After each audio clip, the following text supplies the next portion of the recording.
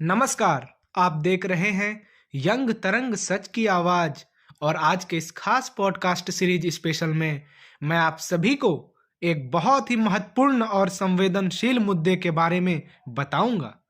क्या देश में मुफ्त और फ्री की राजनीति जरूरी है?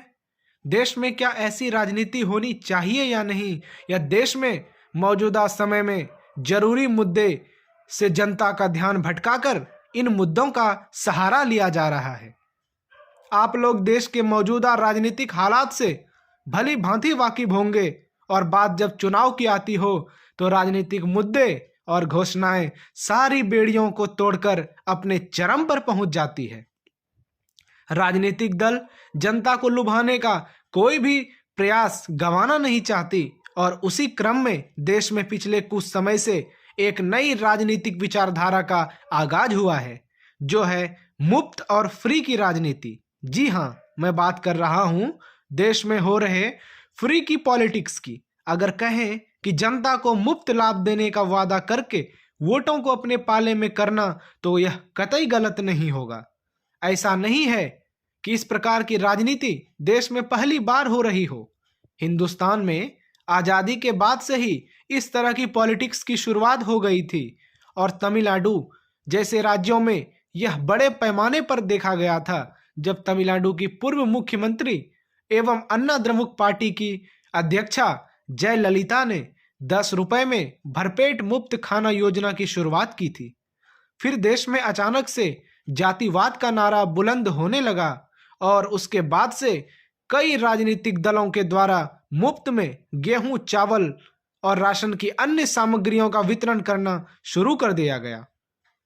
लेकिन ऊंचे मापदंडों पर यह चर्चा में तब आया जब दिल्ली के मौजूदा मुख्यमंत्री अरविंद केजरीवाल ने वर्ष 2013 में दिल्ली विधानसभा चुनाव में दिल्ली की जनता से मुफ्त में बिजली, पानी, शिक्षा, स्वास्थ्य और महिलाओं की बस यात्रा फ्री करने का वादा किया। और इन वादों के चलते दिल्ली में प्रचंड बहुमत से आम आदमी पार्टी की एक तरफा सरकार बनी और इन्हीं योजनाओं के अंतर्गत दिल्ली में लगातार तीसरी बार अरविंद केजरीवाल मुख्यमंत्री बने।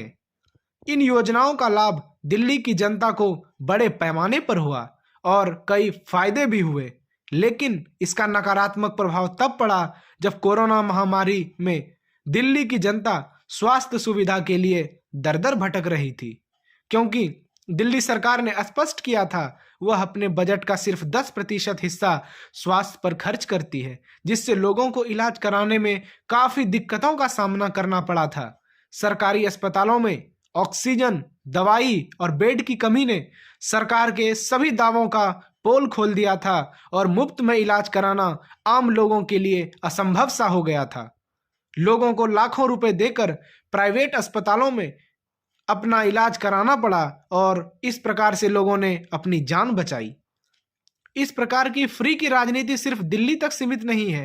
मौजूदा समय में सारे राजनीतिक दल इस तरह की बातें करके जनता को लुभाने का प्रयास कर रहे हैं और हाल के दिनों में देश में तमाम गैर जरूरी मुद्दों का सहारा लेकर राजनीतिक दल चुनाव में उतर रही है। भारतीय जनता पार्टी की नरेंद्र मोदी सरकार ने कोरोना महामारी के समय देश में तकरीबन 1 साल तक 80 करोड़ लोगों को मुफ्त राशन दिया और हाल में ही उत्तर प्रदेश की मौजूदा भाजपा सरकार ने आगामी उत्तर प्रदेश चुनाव तक सभी लोगों को मुफ्त राशन सामग्री देने की घोषणा की है। लोगों को इससे फायदे तो हो रहे हैं, लेकिन इसके पीछे राजनीतिक लाभ का भी जिक्र किया जा रहा है। हाल के दिनों में देश में 60 सालों तक राज करने वाली देश की सबसे प्राचीन पार्टी कांग्रेस भी अब सारे राज्यों में चुनाव हार रही है, तो फ्री की राजनीति के फंडे का उपयोग कर रही है। आम आदमी पार्टी के मुखिया अरविंद केजरीवाल ने यह ऐलान किया है कि अगर पंजाब में उनकी सरकार बनती है तो 18 वर्ष से ऊपर की सभी महिलाओं को 1000 रुपए प्रति महीने दिए जाएंगे, जिसका विरोध देश के कई राजनीतिक दलों की ओर से बड़े जोर शोर के साथ किया जा रहा है, क्योंकि इसका नकारात्मक प्रभाव भी पड़ सकता है। अब तो सारे राजनीतिक दलों में होड़ सी लग गई है कि कौन किससे ज्यादा मुफ्त योजनाएं जनता के सामने अपनी घोषणा पत्र में जारी करेगा। कई बार ऐसा देखा गया है कि राजनीतिक पार्टियां इस तरह के फ्री की राजनीति के माध्यम से लोगों का ध्यान अपनी ओर खींचती है, उनका वोट लेती है और फिर जब वह चुनाव जीत जाते हैं तो अपने सारे वादे भूल जाते हैं। क्योंकि अगर देश में फ्री की राजनीति होनी चाहिए तो यह सबके लिए होनी चाहिए, देश के गरीबों के लिए होनी चाहिए, निम्न वर्ग के हर लोगों के लिए होनी चाहिए, मध्यम वर्ग के हर लोगों के लिए भी होनी चाहिए और खासकर शिक्षा और स्वास्थ्य जैसी मुफ्त योजना देश के हर नागरिकों के लिए होनी चाहिए जो कि गरीबी रेखा से नीचे हैं। आयुष्मान भारत इन योजनाओं का एक बहुत बड़ा उदाहरण रहा है, लेकिन इसका कितना फायदा लोगों को हो रहा है यह देखना होगा, समझना होगा और फिर अपने अनुभवों के आधार पर इसका आकलन करना होगा। तो आपकी क्या राय है? क्या देश में फ्री की पॉलिटिक्स जरूरी है? क्या यह होनी चाहिए?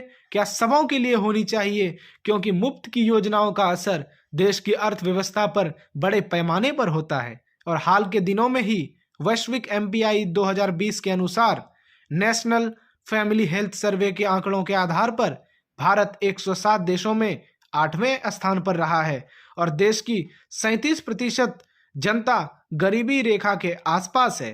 तो कैसा लगा आपको हमारा यह वीडियो? अपना फीडबैक जरूर दीजिएगा। वीडियो को लाइक करें, कमेंट करें और हमारे चैनल को सब्सक्राइब करें।